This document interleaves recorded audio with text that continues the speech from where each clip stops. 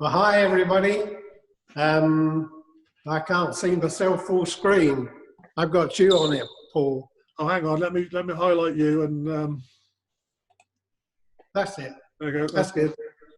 Well, hi everybody. I'm Michael Gibson. Thanks for coming to look at my shop tour. A little background. I was born in Kent in England. I ended up in Essex on the coast, not up the thank goodness it's the Essex or whatever it's called, up the other end. Mine was right out on the coast, and at an age when I should have mostly been in school, I went and joined the boat building. It was a very small town, and you either went to London or you worked in the boat yards. The whole town was related to boat building or sailing. I actually went to the sailmakers first because I thought that'd be nice and clean, but they didn't have any positions, so I went over to the boat yard. Now these boat yards are very small and they were all wooden boats back then. We only built boats something like 20, 30, up to maybe 40, 45 foot long, and they were all wood. The people that worked there done everything by hand. They were real old craftsmen. They would use the adze. All their planes were handmade, and they were, I think that's where I got my love of wood, and I learned a lot from those people, those old timers. I immigrated here in the 30s. Oh, when the boats turned plastic, I did not like that. I got out of that, and I still carried on being a carpenter in all sorts of different fields.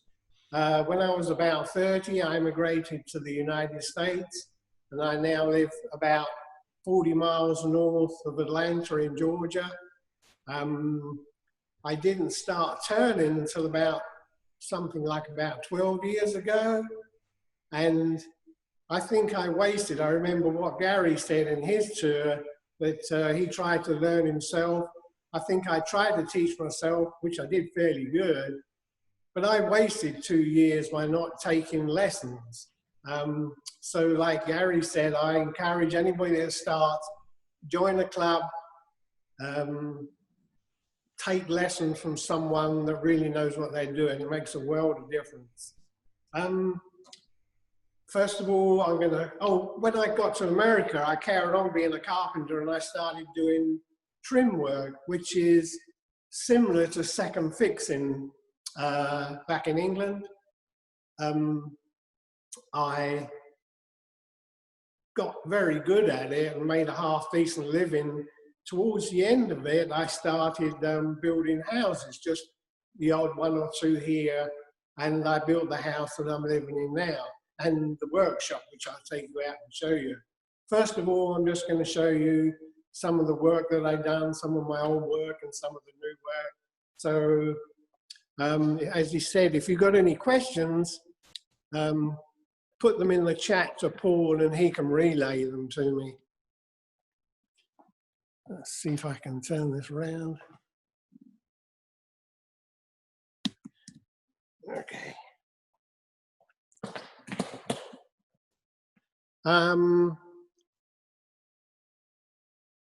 These vessels here, when I started getting the hang of it, I started doing large holoforms. I quite enjoyed it, but if you can see, my finials were not as good back then. That's a little Roman canister there. I'll see if I can zoom in. And the Kakoshi doll was there. I went to Japan and was very impressed at all the stuff they had over there. And I saw this Kakoshi doll and I had to make one similar. I've made a few actually. And then the little bowl, the little rice bowl. Turn that around.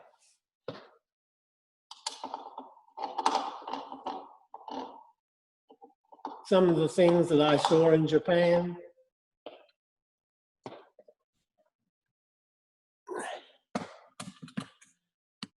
This is a piece That's, as you can see, it's hollowed all the way through, or pierced all the way through, I should say.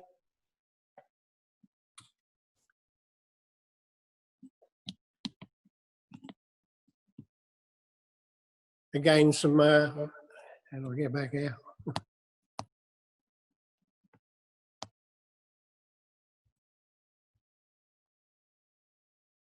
Well, can't get it back to the right size now.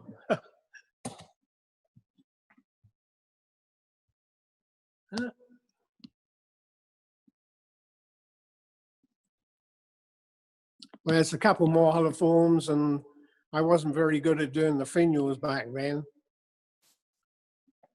This is a little candlestick that's multi-access.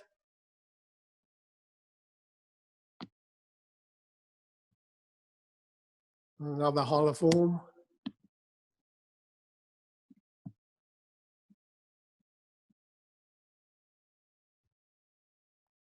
Can't figure out why I can't get it back. Well, I can show you it all up close anyway. Let me see if I can swap this round.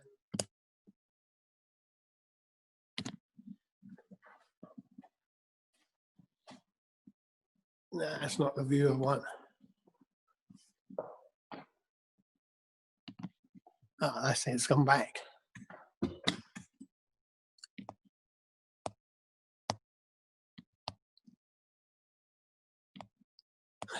Now I can't zoom.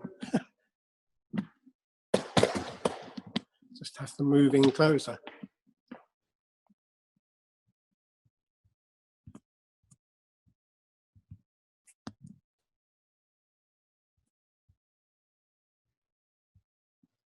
Well, these pieces here, I started doing a lot of piercing. You just turn them very thin. And then there's pyro work and texturing and airbrushed. This piece here is done from briar burl. It's the same as the piece at the back there. Coming round these two up here, this one and this one, that's also briar burl. Very hard, and I'd done those years and years ago, and I think I'd make a better job than they are now, than they look now. This one, again, I turned very, very thin, made the feathers, pierced it, a lot of pyro work.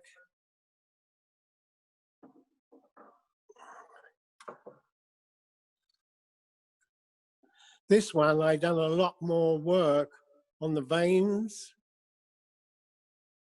Hopefully you can see it. And I quite like the effect. And this one's very similar. Just airbrushed instead.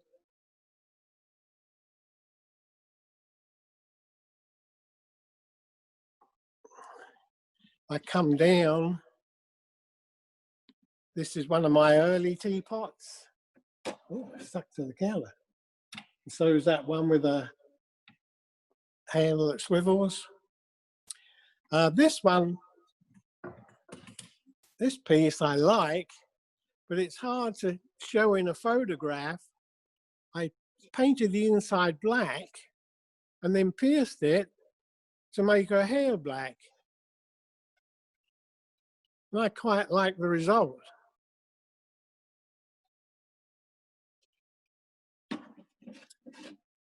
And this one's done the same.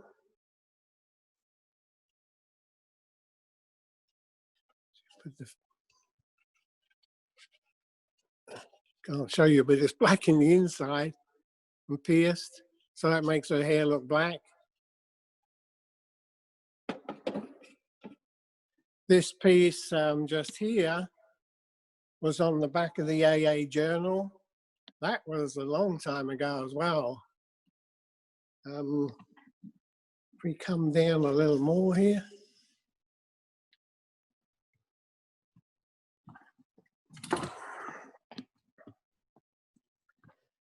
This one's also turned.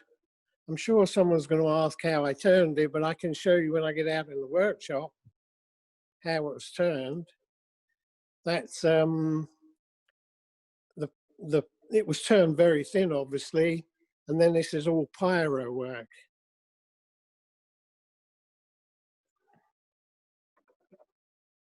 This piece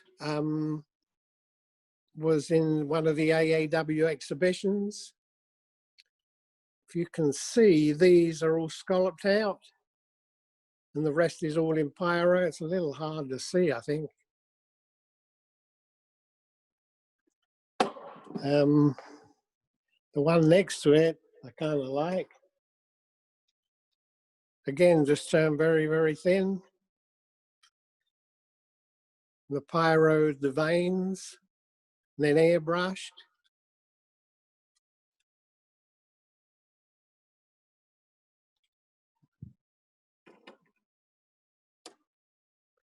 Another piece that was pierced.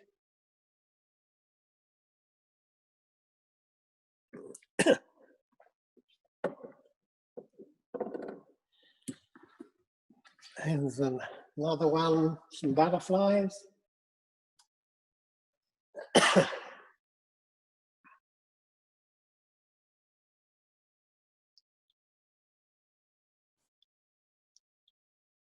They just turned very, very thin, and then airbrushed and pyro. Let's see.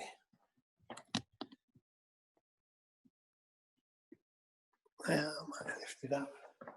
This is just one that I just done some texturing on, and that's the lime wax.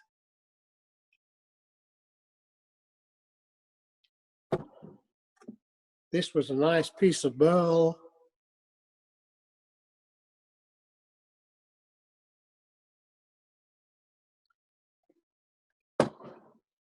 There's another old teapot there.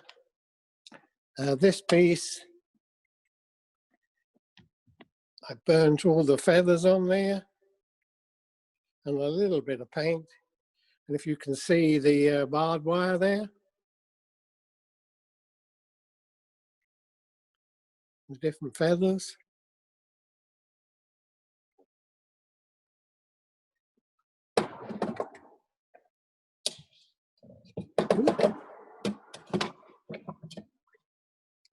This was just done with airbrushing. It's a lot easier than it looks, actually. Well, once you got the knack of it. I'm sure anybody that does airbrushing wouldn't have any trouble making something like this. It's just a hollow form.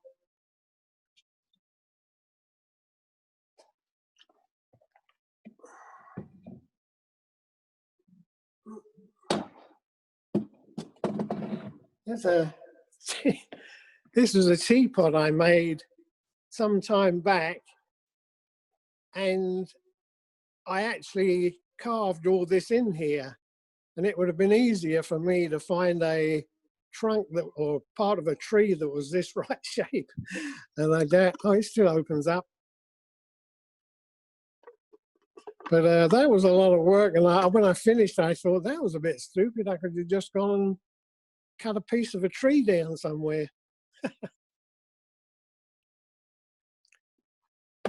And move over to the next section here. As most of you know, I do teapots.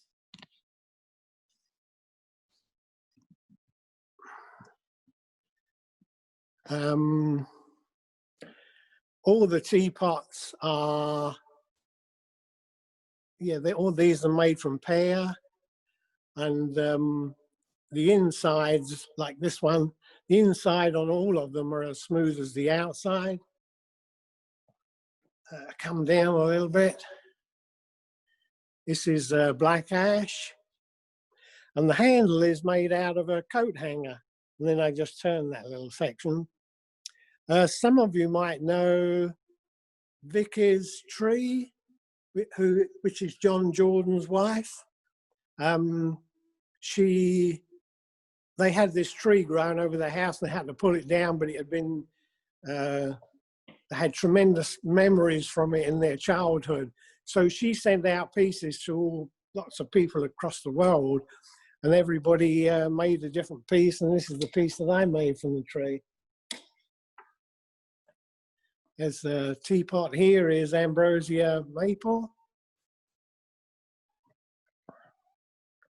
This one here is a little wilder. Can't figure out why I can't zoom in there, but I can just bring them to you, I guess. This one has a lot of pyro on.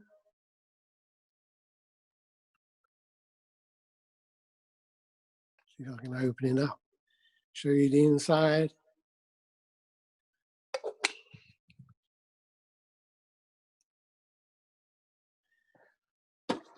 And that's the, next to it is the Brown Betty.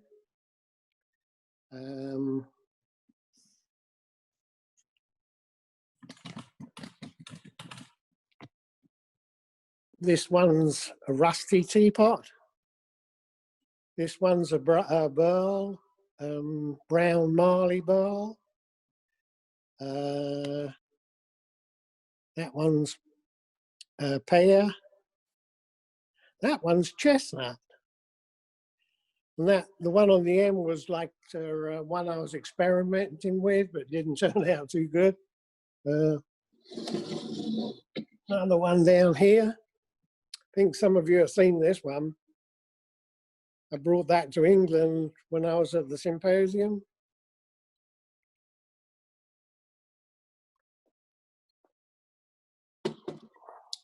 And a couple of really old teapots there at the back. Some of the first ones I've done. And then this one I done just a little while ago. I just went to the local junk store that sells what they call antiques and built this old silver plated tea set. And I just cut the parts off, the legs off, and then made this part wood. It came with a milk bowl.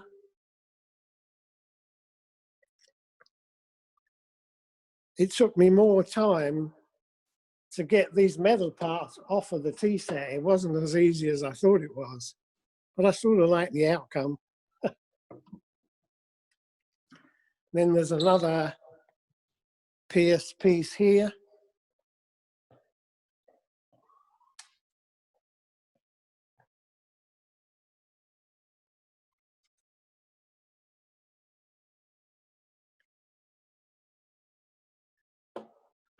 I just saw that. It said, how is the, I made little pins. How was these attached? I made little dowels that went in the legs and just drilled hole, but you can't, not deep enough to come through. It was actually very fiddly. Now, I'll take you over. Oh, this piece I like as well. I'll show you this one on the way.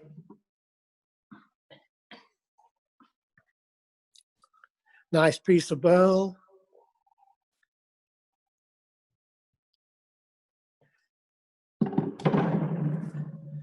And funny enough, there's on this wall here, I don't understand why I can't zoom. I could zoom in before. That's the little village that I used to live in. Now I'll take you over where I hold lots of dinner parties, as you can see. One of my latest teapots. There's a lot of pyro all the way around.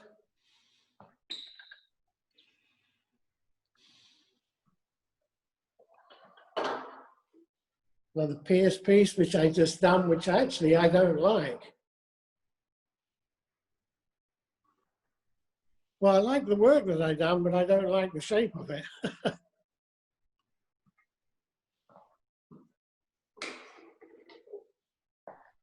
Piece of burl. I just turned just very recently. This piece just, I think I saw that, they were asking what little town, it was Burnham on Crouch. Yeah, that's right, Burnham on Crouch. I wish I could zoom these in. This piece here was accepted into the AAW symposium this year for the stepping up to the plate. And I turned this baseball as well, which is regulation size, and then done all the stitching with Pyro and India ink.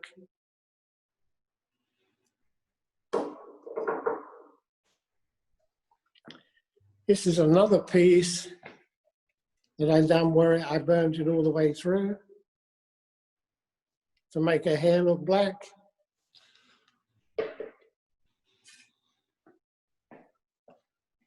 Oh, this is one that wasn't accepted into the, you can enter 3 and only ones can be accepted if it's accepted. This was one of the other pieces I put in there.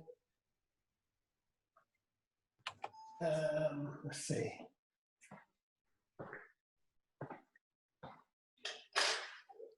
There's a little plate.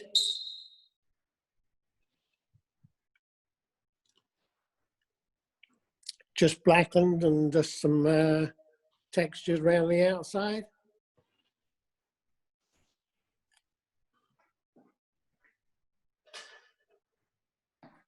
Let's see.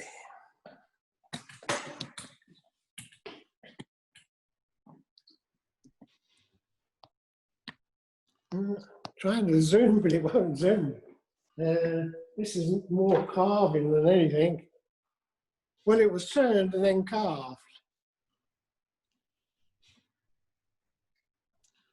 A couple of nice, it's got some lovely grain in that piece. I don't even know where it come from, the word. Let's see. Let me go around the side here. This big piece, I think the light's going to mess it up there. Let me go around here a little bit. This was mostly the first big piece that I done. As you can see, this was a long time ago. I didn't quite have the shapes down back then.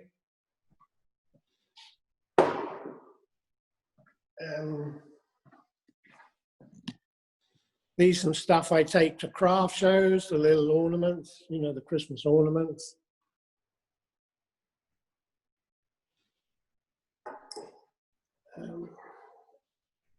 This one I spent a lot of time and effort carving or pyroing all these feathers into it.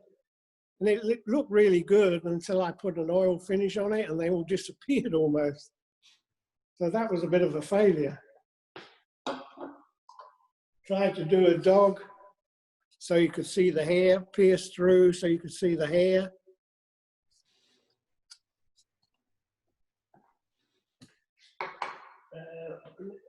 Here's another one with 2 different faces.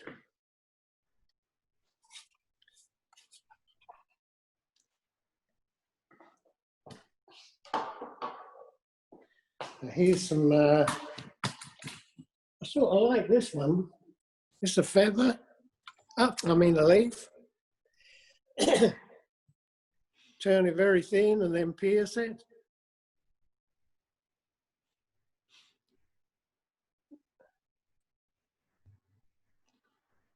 And a bit of pyro, and also just a little bit of airbrushing. There's a feather I just turned. I don't know if it'll show it, but it's all pyroed like, to see, so you can see the feathers, the veins rather.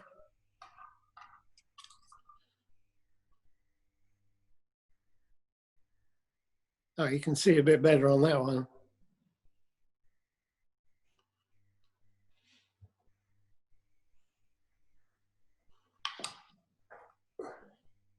Little box I just made in Pie Road.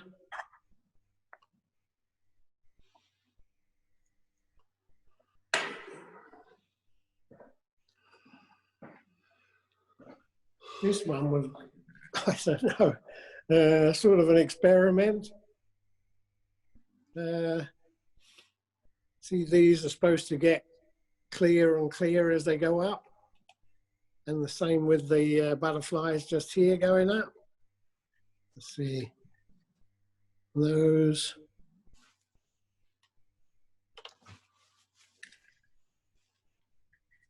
I think I was watching Nick Agar at one of the symposiums and I thought, I'm gonna go home and try that.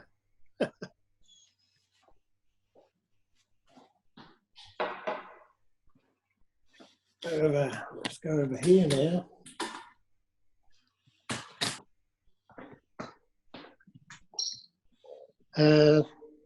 This piece won Master's Choice in one of the exhibitions, the AAW exhibitions at one of their big symposiums.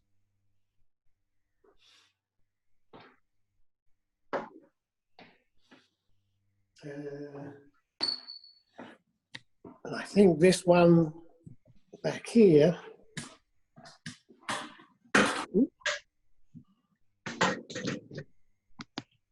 this one here won the People's Choice in another exhibition. This one.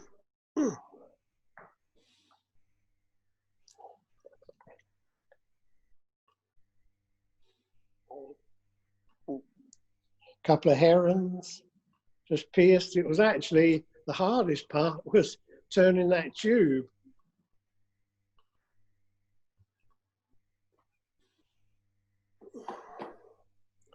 Let's see if there's anything else of interest.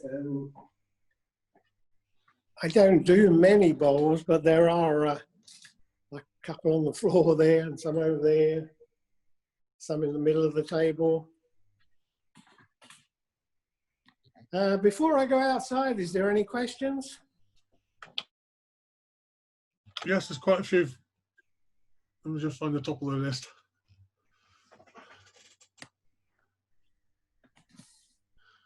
Are the images on the rice bowls hand painted or done with a transfer? The faces, the ones with the faces on? No, go back to almost the first one you showed us as a rice bowl with the images from Japan. No, that was done by hand. Let me bring it down.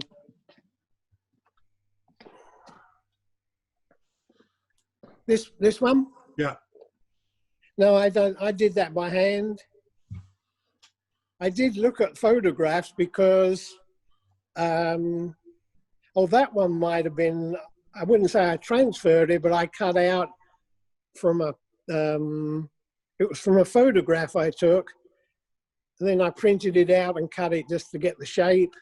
I copied photographs, but I didn't transfer anything. There's some bamboo there. And these I just done similar to the trees that I saw over there and the bridges. And I think that says Tokyo, if I remember.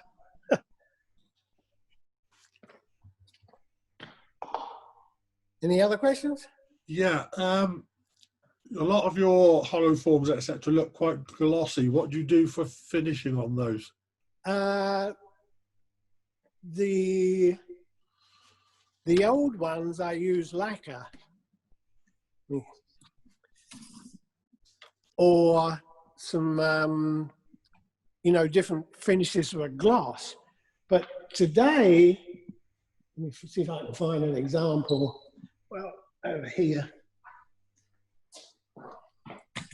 say this teapot here. What I did, I got fed up with, if you damage that lacquer, it's got a chip And after you spray it every time,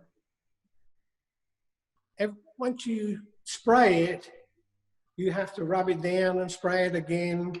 Well, I got fed up with that. So what I did, or what I found out, I saw what like John Jordan and some other people done. If you see this piece here, it's fairly glossy.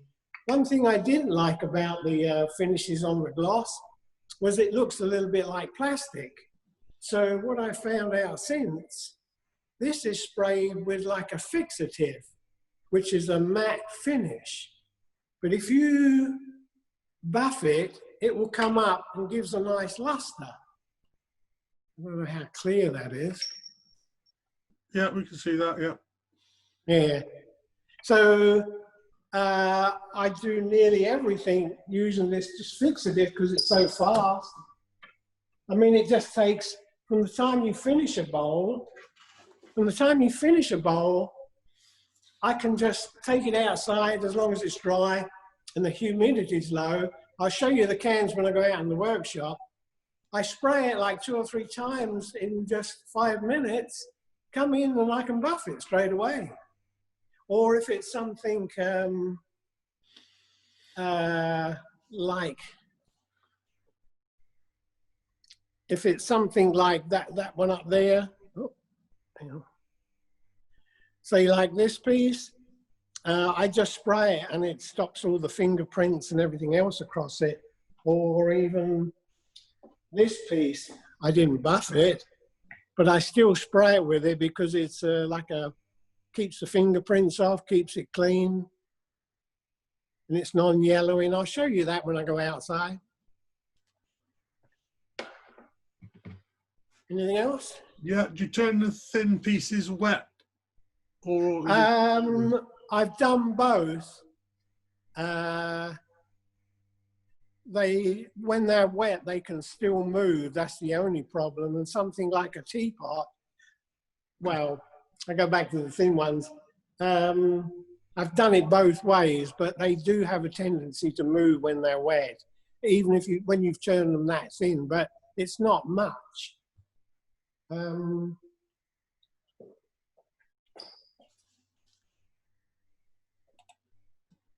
See, I turn this one when it's dry, but it's, I mean, when it was wet, but it's still just a little oval, but it's nothing to worry about.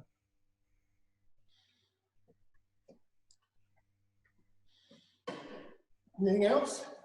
Yeah, do you design the teapots and kettles yourself, or do you just copy sort of ones that you see in the shops, etc.?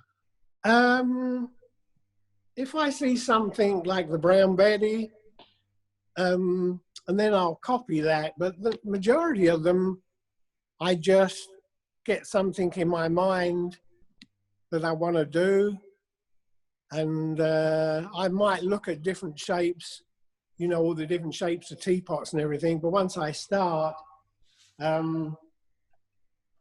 make the body, I turn the body, and then I transfer the shape onto a piece of paper, and then I decide what I want to, how I want to make the lid and how I want to make the handle. I've got a rough idea, but you know, putting it onto paper, you can see what you're doing, what direction it's going. So I mess around there for quite a little while. Okay. But most of them are just off the top of my head. Any more? Yeah. If you do a lot of pyrography on a piece, how do you get rid of the smell of burnt wood? I'll show you that when I go outside. Okay. If you're getting smoke, you've got it turned up way, way, way too high. There should be no smoke whatsoever. You don't want to burn the wood. Well, you do want to burn the wood, but I mean, you don't want to, you should have no, what's the word, like overburn. It should be just a nice crisp line. I can show you a little bit more of that when I go outside as well. Okay.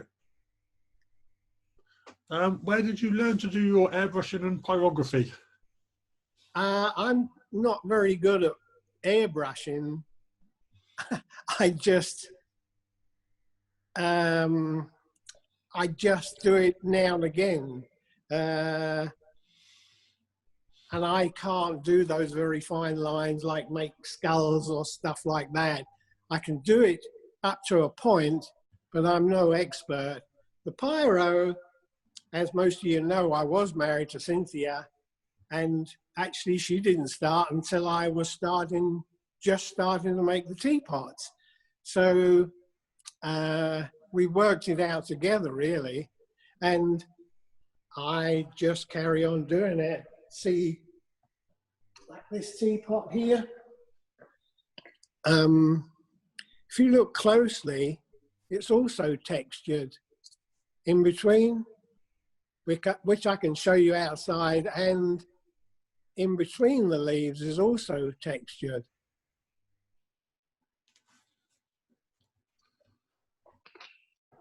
I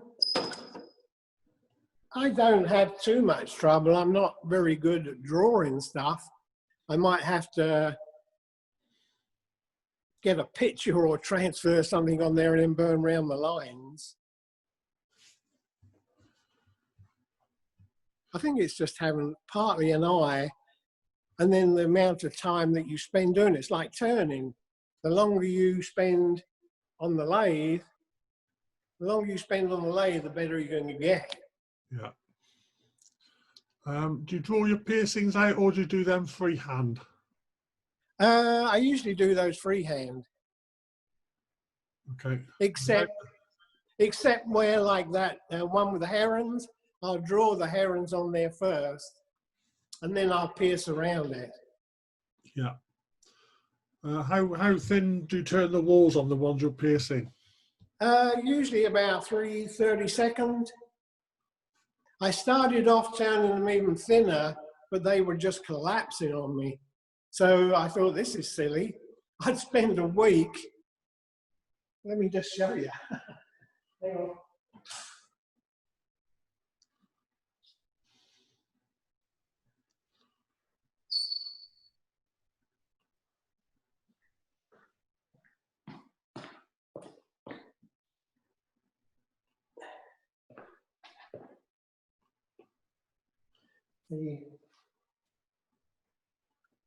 I spend a lot of time doing stuff like this, but at the top,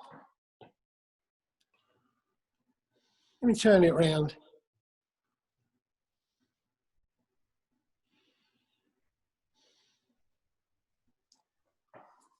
If you look at the top, see, it was so thin, everything was just collapsing. There's a better shot, I guess. Turn it this way. And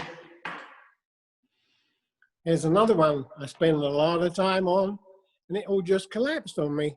This is the end grain, by the way, which would be a lot weaker than the side.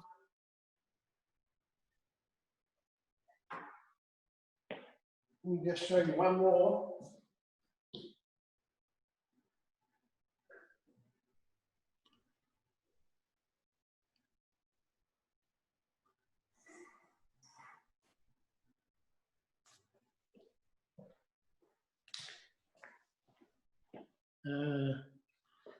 This piece,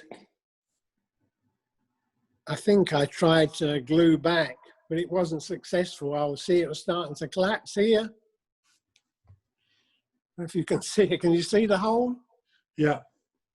Yeah, I tried gluing things back, but it just didn't work.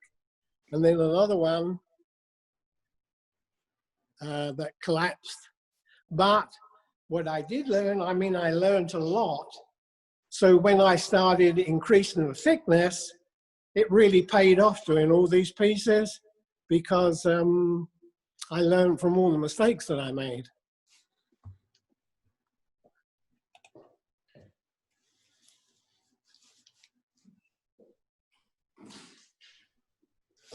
And I got a few more in there that are just in the same condition. Anything else? Yes. Are your DVDs available in the UK anywhere? No, you can just go to my website, which is michaelgibsonwoodturner.com, and you can order it on there. You might have to message me because it doesn't work outside the country, but I can still get it to you. One's on Pearson and one's on making the teapot. Okay.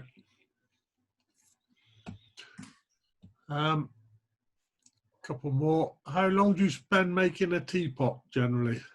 Well, my time is certainly it's that turning on the lathe again, doing things up one after the other. You do get faster and faster. When I first started, it would take me nearly a week, but now I got it down just say 3 days or something like that. Okay. And can you explain how you turn the leaves and feathers? Yes, I'll show you when I go out in the workshop. Okay. And I think it's the sunlight coming in, is giving it a funny light. I still can't. Oh, it's zooming again now. That's weird. These are some of the things that people have given me or I've done swaps with. This is Ashley Harwood, Keith Holt, Keith. So that does the finials. I can't think of his name here. It does the finials like this.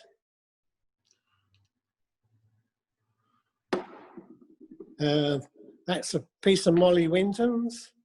I traded a teapot for that, and you can see Keith. Derek Weedman, Jeff Whalen, Jamie Donaldson, Robbie Graham, the little mouse. I forget who gave me the mouse. I think that was a wow swap. This one as well, I think is pretty neat. This was a wow swap. See if I can get it lined up. It's like a tree trunk, and the handle is bark. You lift it off, it's a little box. Isn't that cool?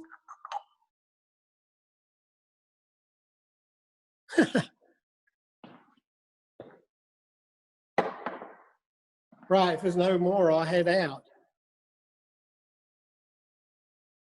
You there?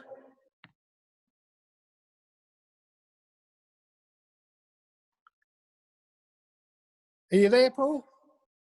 Oh, hang on, I got on mute for some reason. Yeah, what tool do you use to do the piercing? I'll show you that out in the workshop as well. Okay, great. Okay. That's all your questions, Ed. Great. Outside this door is a big old ginger Tom, and his name's Winston. He goes out and parties all night, stays out all night partying, and all he does is sleep all day. And I just woken him up.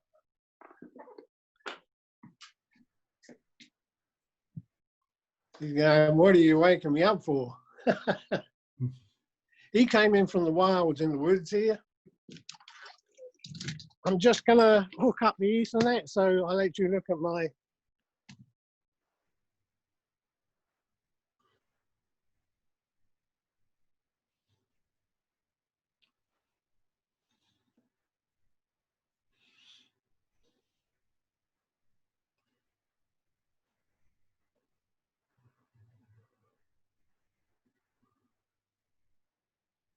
somewhere, but they blend in so well. It's a job to see them until they move. This is my workshop. Oh, still too big. It's 30 feet by 30 feet, which is I think about 10 meters by 10 meters.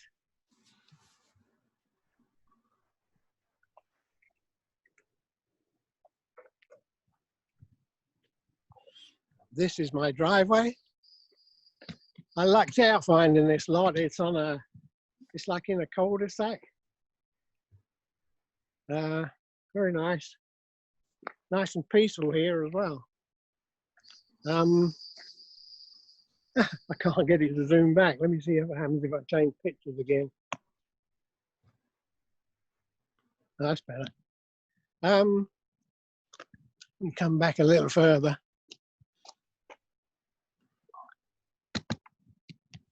When I built the house, I built this building because one, I raced cars and I also had a boat. So I wanted somewhere to store them. My road cars are in the garage over here. But then I got married. And that's a different story. So that's another story. Over here, we just had some big storms go through. Under this pile here is all, under these tarp, is all Bradford pear. And that's Bradford pear sitting on some oak there, which will go to the wood pile over there, or to the firewood. That's where I use my chopping block. I'm living out here in the woods. Well, it's not in the woods, it's in the subdivision, but I don't have to worry about getting rid of my shavings. I can just throw them in the woods. Right, I'm going to open up the door. I'm going to open up the garage door. Let a bit more light in.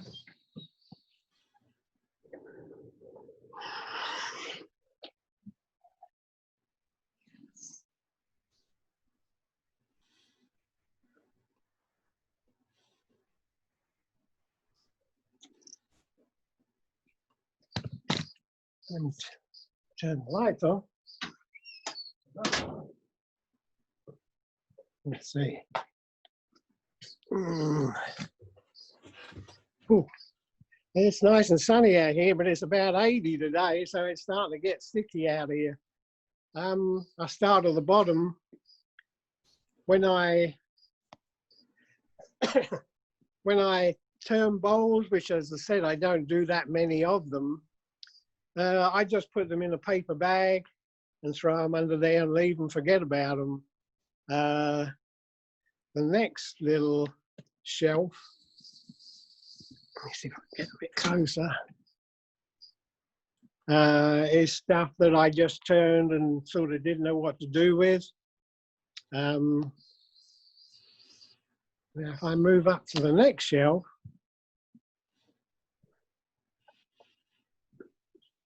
you ask how, like I turn those, ask how I done those feathers, and like with those 3 feathers together and the leaf.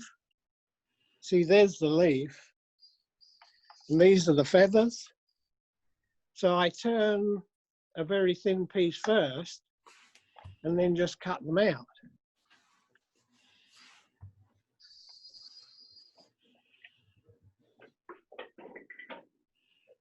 Well, I didn't finish. And if you look inside there, there's lots of pieces I didn't know what to do with. They sort of disappeared. I put them in there. And like, yeah, I just go around and get a bit. Well, let me pull the cable in a bit first. Hang on. You know, I bought a 100-foot of Ethernet cable. I run it from my office through the hall, through the dining room, down the hall, into my bedroom, over the bed, out the window, across the driveway, and I still couldn't reach my lathe. So I had to go and buy another 50 foot. Where was I? Oh, there's the paper bags that I use. Over here, this shelf, let me go up a little bit here. These are all teapot blanks, which I turned and been sitting there for, they range from like, I don't know, 2015 up until a year or so ago. Down here, well, not this piece, but pieces I started, and I sort of get lost. I don't know which way I was going on them.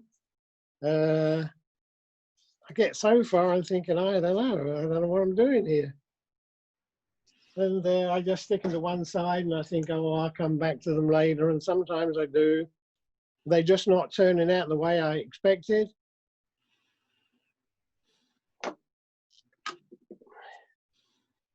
I sort of done that backwards. That's where I messed up on that one. And I started to do this one and sort of didn't like the way it was going. These look all right. Little holoforms.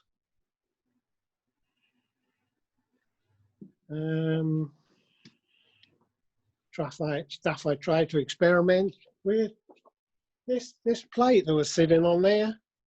One of my clubs, their challenge while this virus is on and they're trying to get people still working is make a plate with some decoration on. So I made this one. It's a piece of poplar. Come back a bit. This is stuff when I go and do demos. This is ones I got the teapot stuff in, and I just carry a load of stuff. Take the beer in that one. Some old trim tools there. Let's see. Now, I do have, swinging around here, up here, to make a kiln, I used an old dishwasher. And you see it's still got the vents in the top. So, and just a couple of light bulbs, and it works brilliantly. I was very impressed, and it's got all the racks. So it works very good. This fridge, I was putting stuff in there, but I unplugged it because I just wasn't putting enough stuff in there. There's a little small jet, which I haven't used for a long, long time. And they're one of the saws that I used to use in doing my trim work. And if you look in the ceiling, it's full of all trim. Over here is sort of where I do painting or anything messy. That up the top there's the bleach bottles. Yeah, closer again. What else we got up there? That's milk paint on the end. These down here is different dyes and stuff to enhance. Some I haven't even tried yet. Different stains. Some liming wax. And then down on the bottom shelf here is like denatured alcohol, acetone, stuff like that. And then there's a lot of different stains and also some like gloss, Sanibol finish. And then this is the one that I use. I don't know if Krylon's in England or not, is it? See, it's a matte finish. It's really for painters. And it's number, if you can get it over there, 1311. It's just a protective.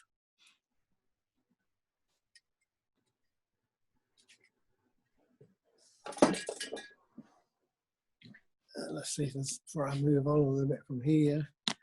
Over here are two chainsaws. Then some blanks. Still some old building stuff, more blanks. Over here, you can start to see some of my wood pile. These are all turned. Oh, I go back over here. Let me go back over here. One thing I do use is just a old chip fryer.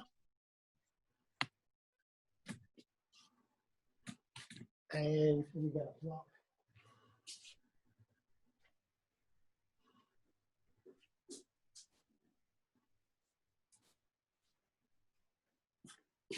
When I'm cutting stuff out on the bandsaw, you know, blocks for whatever I want to turn, you always get loads of little pieces left off, which are really handy. Well, I heat up this chip, what do you call them? Deep fryer.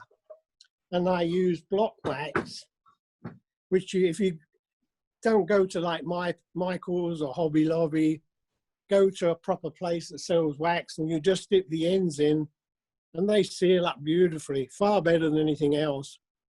That's why when you go to the stores, they're all, that's the way they are. Let me see if I can.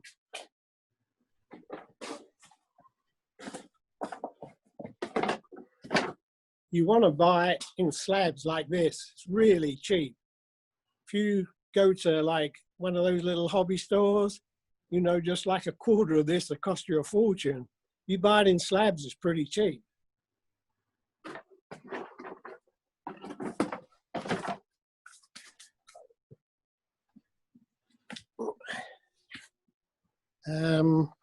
Okay, let me turn this light on.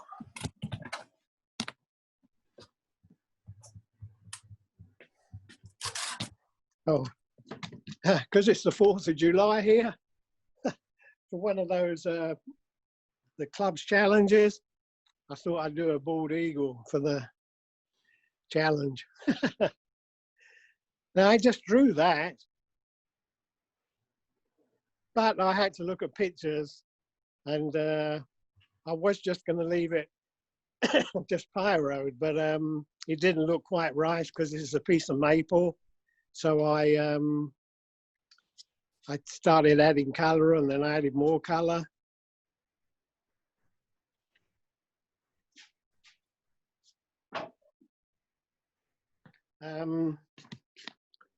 This over here, to the right of this little bench, this is where I do all the piercing. Up here are the pens and pencils like India ink. Down here are the airbrush colors. Down there, like cutting tools and pencils and rules. You know, a bit of everything, even cut the carving chisels.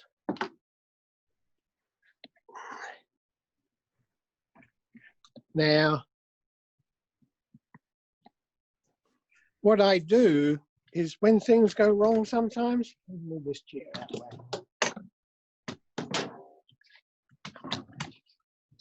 What I do sometimes when I make a mistake turning a piece, I use it to experiment on something I'm thinking about doing. See, that's the design for the teapot that I just done. And I just try all sorts of different designs until I'm happy with it, I'm contented, and that's the one I use. If you look at these leaves, each one's a little bit different. And see, something went wrong with this piece when I was hollowing it out, or I made it too thin again. But I use it to experiment with, even the colors, signing my name. That was the piece that was on top of the fireplace on the mantle. I just do it until something looks good. Try some different types of piercing. And like I've got several of those. I think I was trying something a bit more heavy duty there.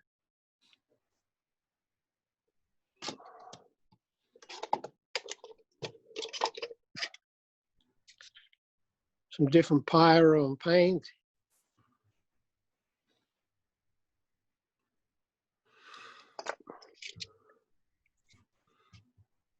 I was trying to imitate what do they call that, burning, Liechtenstein burning, or whatever it's called, by doing it with the pyro. Oh, and there's the scallop pieces.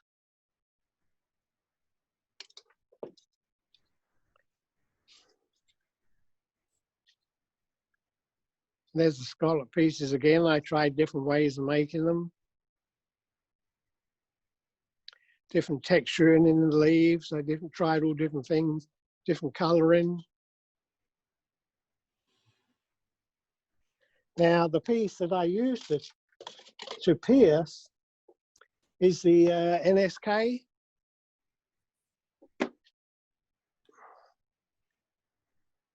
It's the NSK Presto. I guess you can just about see the point there. These things are very easy to break, very easy.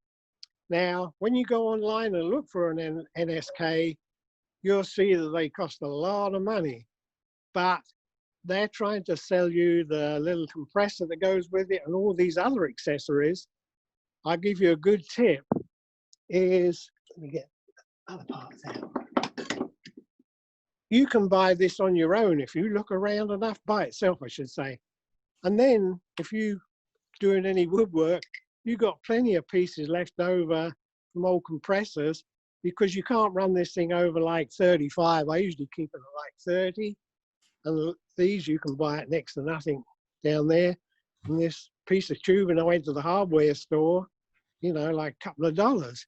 So you can save yourself a lot of money. When I do the rough turnouts, I use the Fordham. Where is it? And where is it?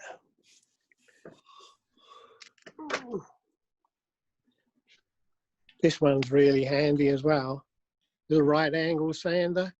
I usually do the bottoms of pieces to finish them off. Like when I'm taking them off the lathe, I find that very handy, this tool. Then over here, I got, this is like more heavy duty stuff. If you want to tear some away, like if you're making the teapot handles or the spouts, works very fast. This one uses smaller burrs. And then when you're getting closer to the finish, I start to work using the micromotor, which runs very smooth compared with the Fordham. And there at the back are some of the bits that I got that I sort of use regularly. These are not the piercing bits. The piercing bits are very small, very, very small. When I first started, someone gave me this, started piercing, someone gave me this old dentist tool, which was fine until I started piercing down on the inside, realized I couldn't get to the bottom without doing one little dot at a time. So I splashed out and bought the NSK in the end. Let's see. Here I just got some sandpapers and other burrs. And it has the pyro. Oh, I guess we get to the pyro now. Whoops. I got the razor tip.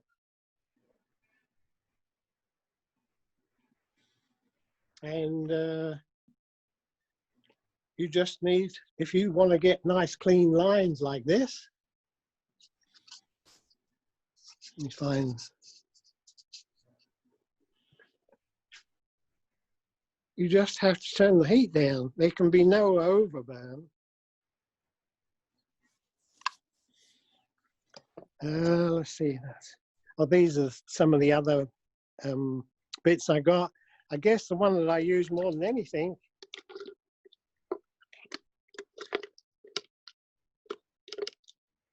is, can't see it. Oh, there it is. This one I use mostly more than anything. The skew. It's like a little knife, and it's perfect for drawing lines. And these razor tip pens, you can use them all day. and they don't burn your fingers or do anything. I mean, they're just really nice to use. Right, let's move on. Over here, I got my sharpening system. Around here a little bit. With the Wolverine, but that just gets the rough stuff, the rough shape. What I use more than anything is the tool Mac. Oops. And this is a very old tool Mac, as you can see. And oh, this has got a CBM wheel. I didn't like with all that water all the time. That was a bit of a pain. Just lowering it.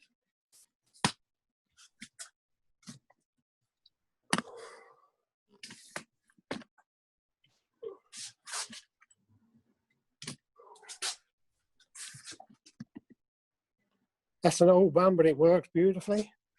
Over here, I found out I used to do the buffing on the lathe. For some reason, I'd always get the backache. So now I just do it on the sit at the bench. I sit on the seat, and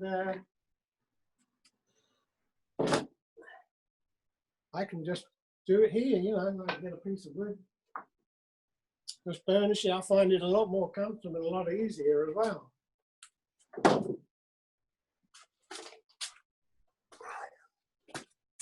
Show you some more of my wood.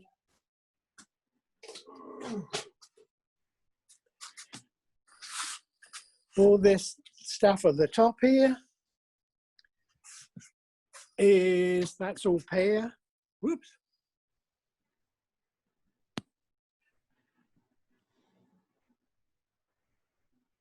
That's all pear up the top there. This is just some stuff that I use on the bandsaw. Below it, you can see a lot of burls. Below that, there's some box elder there, some magnolia, ambrosia maple, cherry, and then I'll have to hold it up a bit so you can see.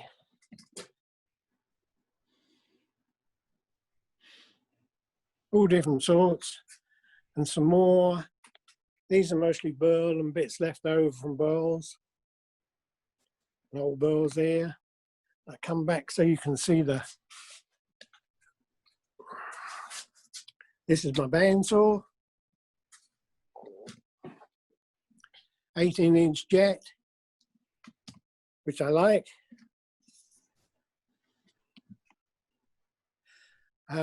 Over here,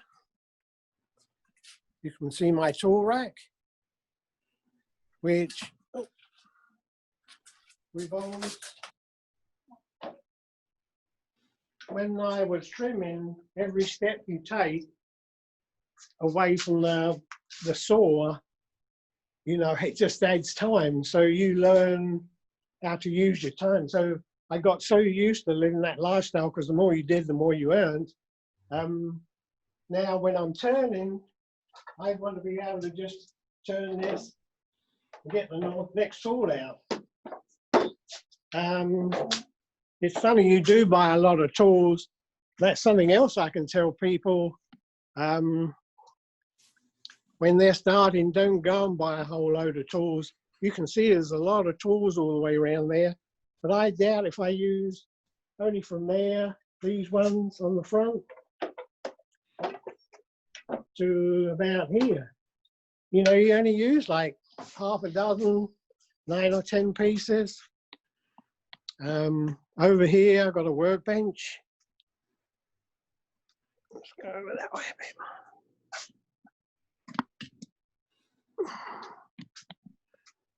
Radio. Some scales, which I never use. It's just really just a workbench here. what I wanted to show you, these shelves, I'll come back again. These shelves were just full of tin cans, bottles, you name it, old tools that I had when I was in my carpentry years. They were all stacked along these. There's like 3 shelves there. But every time I wanted to clean all the shavings out, everything, I couldn't do it because they just get blasted everywhere. So I spent like a day clearing it all off and putting it in underneath here. So these are old woodworking tools that I only use once in a blue moon. Like there's an old jack plane up there, I don't know if you can see it. And up here, an old record plane. And there's an old block plane. Still lots of hand tools around, but I put them a lot away and it made a world of difference. I can run the blower through here now and everything's good. Now, I got trouble with my lungs working with dust all my life. So when I finally got my Powermatic, which is the 3520A, why it's a different colour and called a jet in England, I don't know, but it's the same lathe. I ended up at this end, but like there wasn't a window in there because I just had a boat and a race car. So I cut this window in because I like the natural light. And then I used 2 20-inch fans and I had them on all the time that I'm turning. Plus, when it's getting hot like it is today, I got one behind me to keep me cool. Let me see if I can see it. Yeah, this one blows on my back, keep me cool.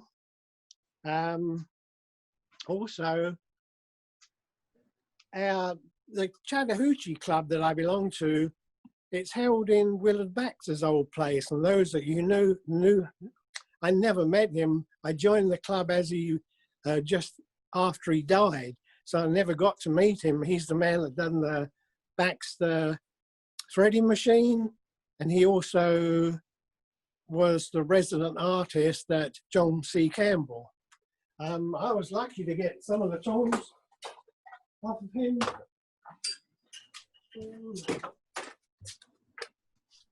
I'll put it here. I got that Fordham off of him, plus this old backpack, what do they call it? An M8, which I really like as well. It really does help. And then I wear a mask sometimes if it's something exceptionally dusty. Also, I got a dust extraction system.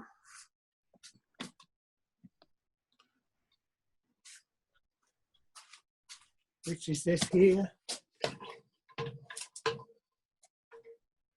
And it runs out those pipes, up those pipes, then goes outside where my my firewood's all stacked. What else I've got to show you? I know. So I'm very conscious about keeping the dust flowing out all the time. Over here,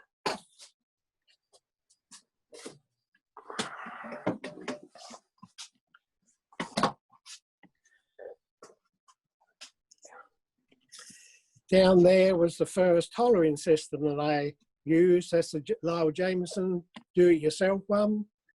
I got another one over there, a Kelton one in the drawers over there. Then what I use now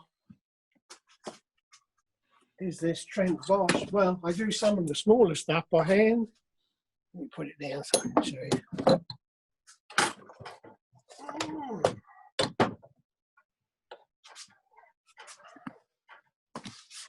Yeah, I use the Trent Bosch system, which I really like. I do some of the stuff by hand with the Stewart one. I like this, well, I could show you how quick it is.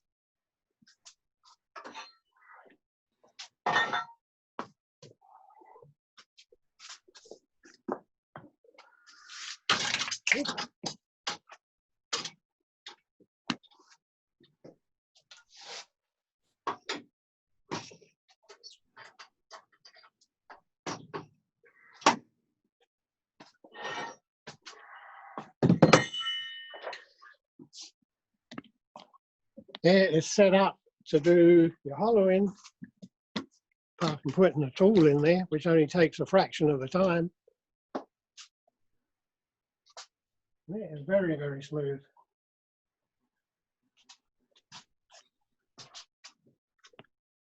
Good system, eh? It's a very good system. Over here, in this box, I got, these are all hollowing tools, most of them there.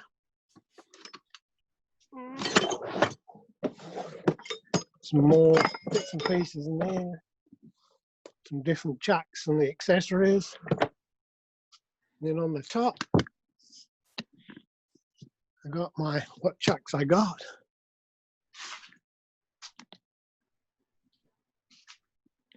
And then the different calipers that you need.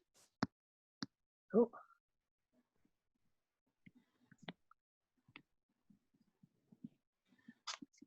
And then this shelf, I keep odds and sods. Something I need and just put my hand on instead of going hunting for it.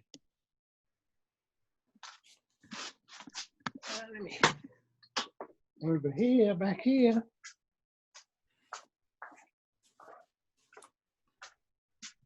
Here's where my compressor is. And what everybody in England are like. It's up on jacks at the moment. Putting a new slave cylinder in there.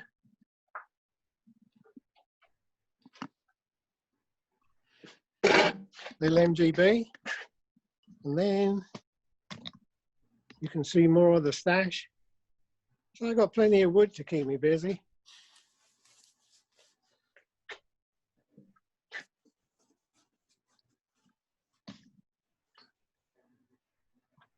Right, trying to think if there's anything else I need to show you in here. Was there any questions, Paul? Yeah, one or two. What are the band on the first bench you showed us? There some broken bandsaw blades. What do you use those? Oh yeah, I was going to show that. It's actually a good little tip. Let me get them.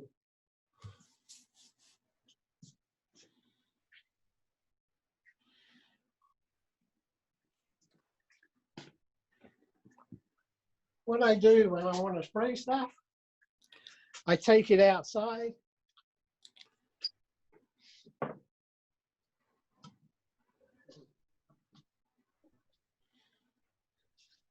What I do is I just bend these different shapes, and then I take this stand outside, and it's like a lazy Susan, because I don't like the fumes. And then it just stands on those. If you paint something, it's very, very simple. But that's what I do with all the broken blades that I got. Does that answer the question? I think it does. Good idea.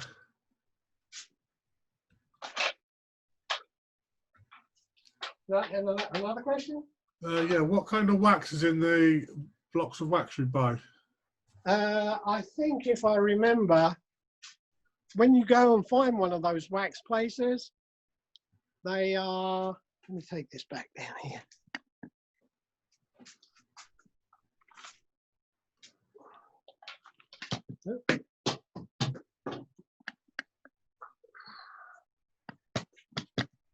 When you find one of those wax places, they, I'm going to switch it around again.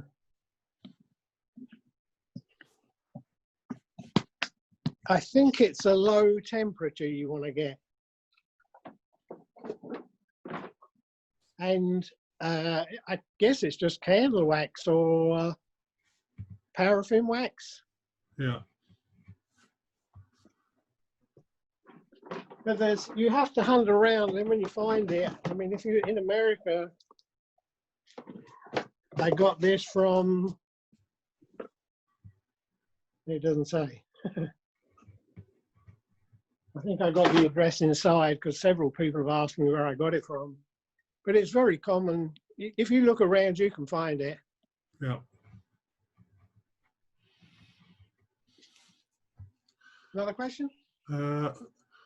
What type of hollowing tool do you use on the hollowing rig? They're John Jordan's. Let me show you.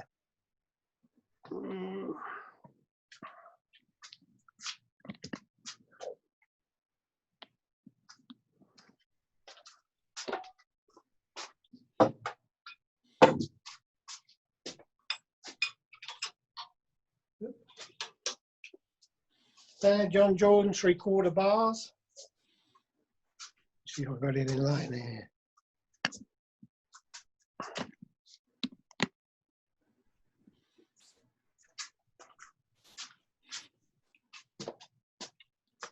Does that make it better or worse? Yeah, that's good. And I like these little, you know, for certain parts, works beautifully. Very, very smooth, very, very smooth. And I put a handle on the end here. These are the, let me have a look, see what I'm looking at.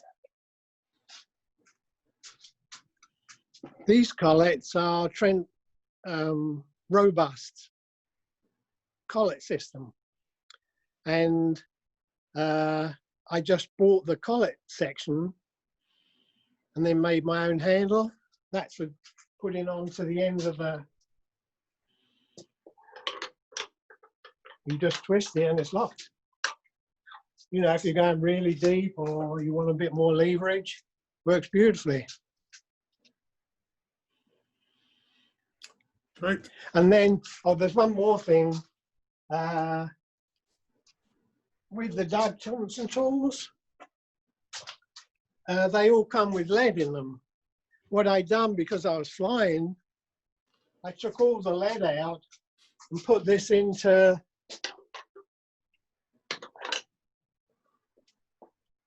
them all into that long handle one, a 20-inch handle. And that's what I do the bottom of the bowls with. I find it a lot easier. And that's, you need the weight, and that's why I put all the weight in this bar. All the lead, I should say. And then to do the bottom, I just, hopefully I got that about right. Or a teardrop cutter.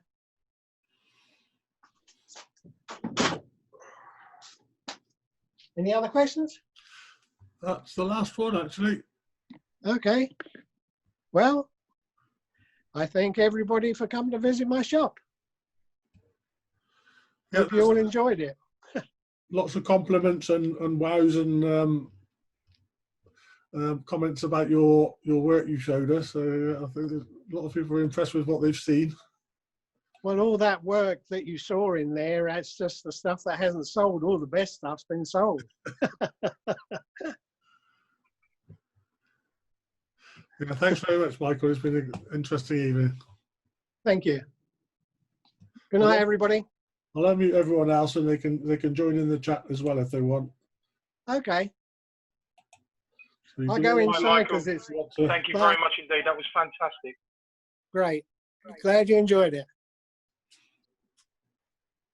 Excellent. Thank you very much. Thank you. Yep. I like the MGB. I've enjoyed it. Thanks very much, Michael. Thank you. Thanks very much. Really enjoyed it. Very good. Brilliant. Thanks for Thank organising it. Yeah, thanks, guys. Yeah. Thank you very Cool. much, Michael. Thanks very much. Thank you. Good night. Don't forget Sunday. Yes. Yeah. Thank you, Michael. That's brilliant. Thank you. Thanks a lot, You sure Michael. set the bar high for us, guys. You do great quality work. You can see it's starting to get hot out here. I'm starting Yeah. to sweat. Should have put the fans on. What, no AC, Michael? Pardon? No AC? Not out here. As you can see, my workshop is unfinished. You know, I'm Right. trying to show you. Oh, I've got to go around the other way. Hang on. Yeah, see these? This is not sheetrock.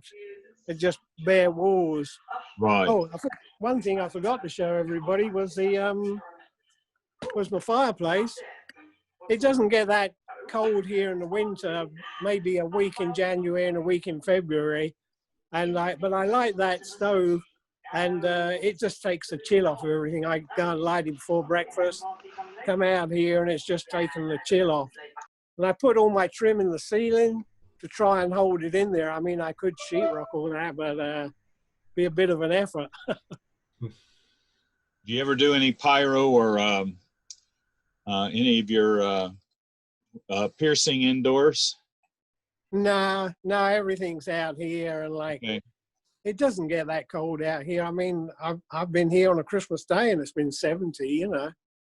Yeah, well, I can handle the cold. It's the heat, like you say.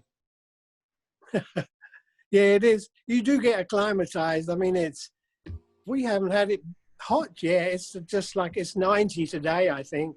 But it'll go up to 100, 110, something like that, if it gets really hot, or it just stay in the low 90s, which is fine, you know.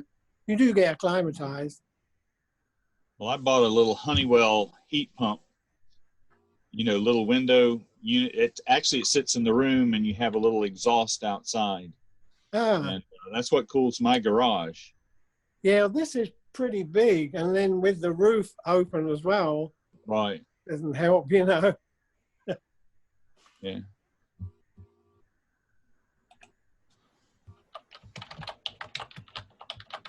Oh, thanks, Katie.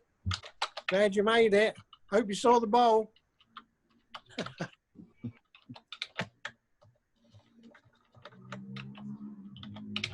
Well, I'm going in the house where it's air conditioned now. I'm going to take this with me, I suppose. See you later. Yeah. Thanks, Paul. Welcome. Was the picture nice and clear all the time? Yes, it's good. Yeah. Oh, good. Yeah, it's 150 foot of Ethernet cable I got to get to my lathe. Terrible.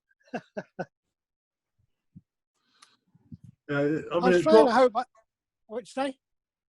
It dropped out when you came out of the house, sort of between there and the workshop. But Oh, other than yeah. that, everything was good. When you said you were going to switch over to the cable, that was. Yeah. But apart from that, it was pretty good, solid connection. Okay, good.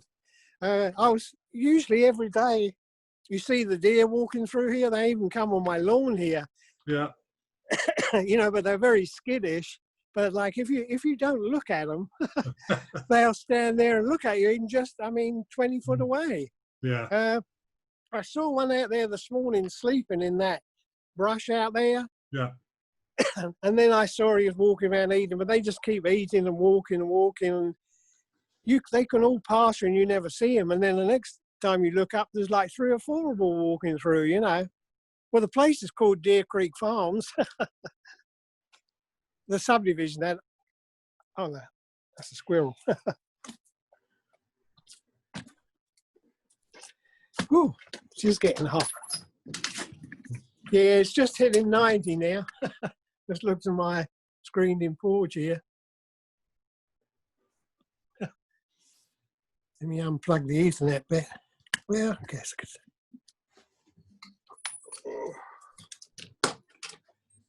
The cat's still asleep.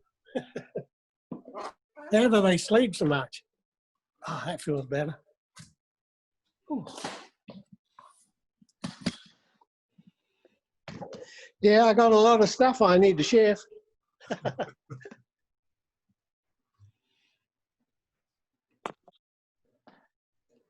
Ooh.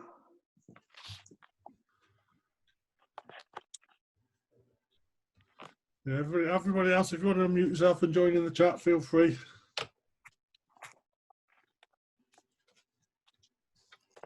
Michael, what bits do you enjoy making most out of all the things that you do?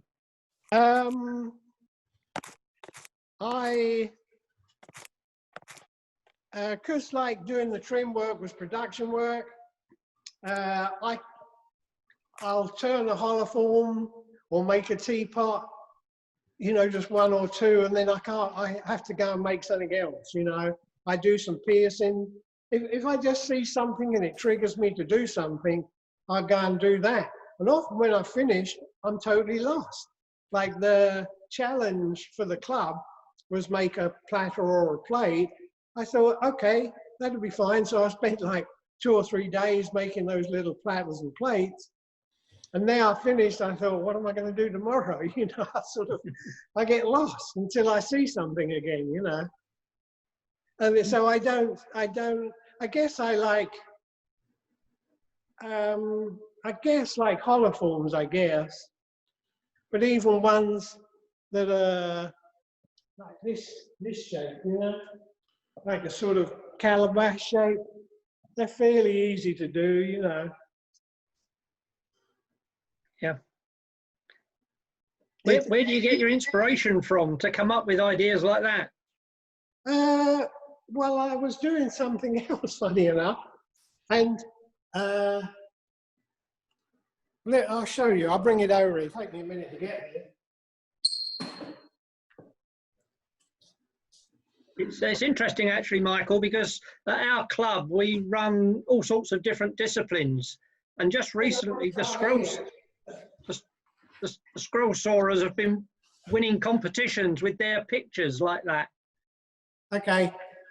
See, I was making this piece where I drew these women's face. Right. And I hadn't done any of the hair. I think I burnt it. And then I had a different face on the other side. Let me turn it around and see. Oh, yeah, that's a bit better, I think.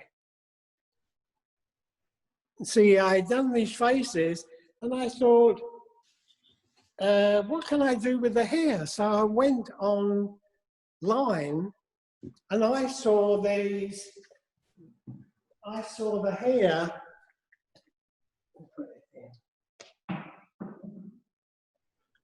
the hair done just like this. And I thought, oh, that's great. I can just cut it out and make the inside black and they'll have black hair. So I actually stopped working on that one and started to, I had this piece already turned and I put another face on there and then I just cut the hair out and I thought, oh, that works beautifully. And that's why I'd done 2 or 3. Right. It's a fairly popular scroll sawing technique, isn't it? Pardon? It's a popular scroll sawing technique.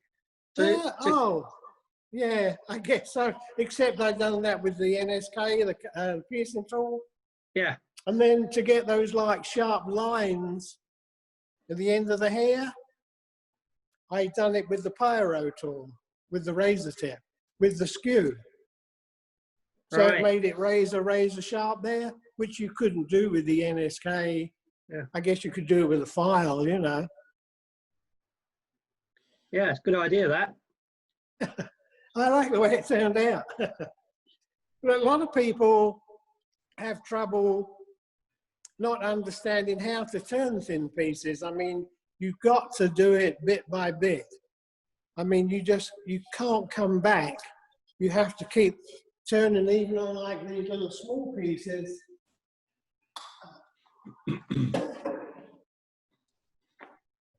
Like this, it's not that small,